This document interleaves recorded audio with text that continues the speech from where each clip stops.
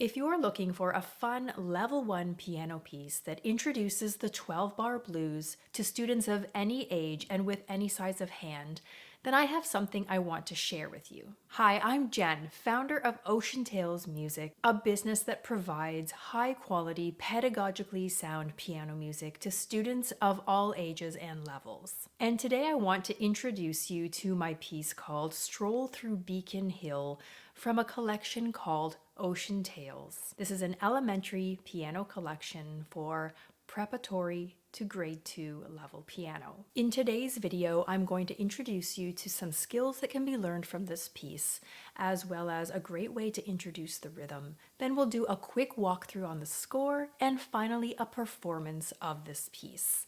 Let's dive in. The piece Stroll Through Beacon Hill teaches skills such as the Mixolydian mode, the 12-bar blues and the chords found within, the concept of musical echoes, and compound time. This piece is included in the Conservatory Canada Contemporary Repertoire Syllabus at a level 1. This piece is perfect for students studying at the elementary level who can play 3 different positions on the piano and stretch their hand up to a major 6th. If you take a look at the first line of music, you'll notice that the rhythm in the right hand is a dotted quarter, quarter note, 8th note, and dotted quarter note. This is sort of the main rhythm found throughout the melody in the right hand, and a great way to introduce it, especially to students who maybe aren't as familiar with compound time signature, is to clap the rhythm and say some words along with the rhythm. So the words I like to use for this rhythm are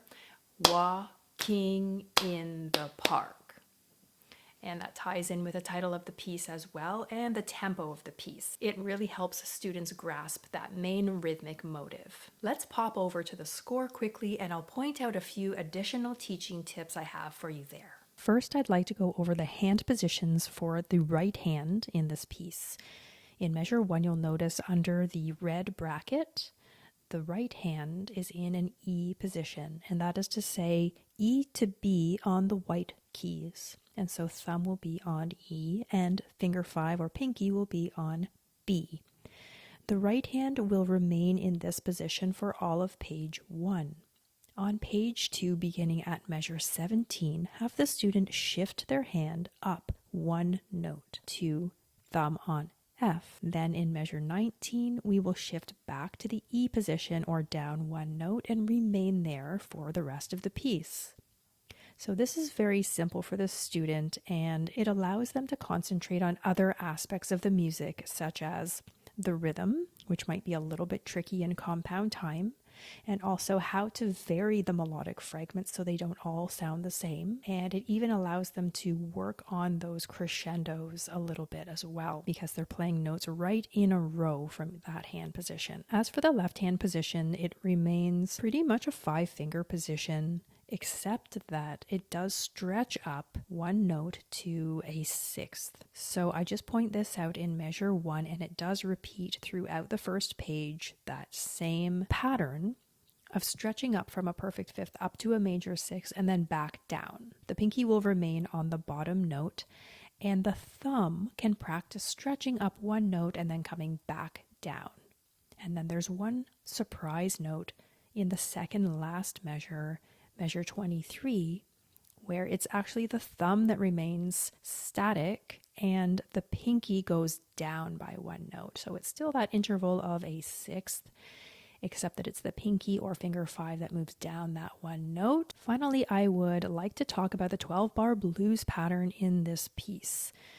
You'll notice that it's not an exact 12 bars for the blues because I've actually slowed the rhythm and stretched the rhythm a little bit because of the level of this piece. So each part of that 12-bar blues pattern is doubled.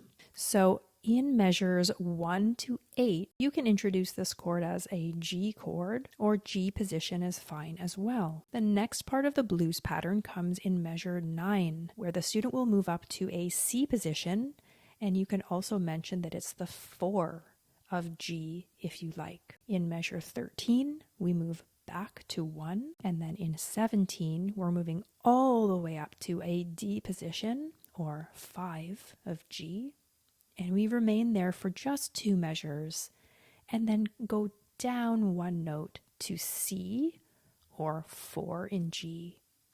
And then in measure 21, you can say we're coming back home, going back to G or 1 for the last 4 measures of the piece. And so this is a really nice piece to introduce the 12-bar blues. You can call it the blues. You don't have to call it 12-bar blues because that might be confusing to students who are counting the bars in the piece. But you can still explain the pattern and how it goes from 1 to 4 to 1 and then 5, 4, 1. Or you can simply explain it using those 3 different chords, G, C, and D. And you can also talk about what makes it sound jazzy and go into the fact that this is not a G major piece, but it's actually a G mixolydian modal piece, which is G to G on the white keys. And the fact that the F is not a sharp, but instead a natural, gives it that jazzy sound. Here's a performance of Stroll Through Beacon Hill so you can see how my hands move on the piano and see what it sounds like to decide if it's right for your students.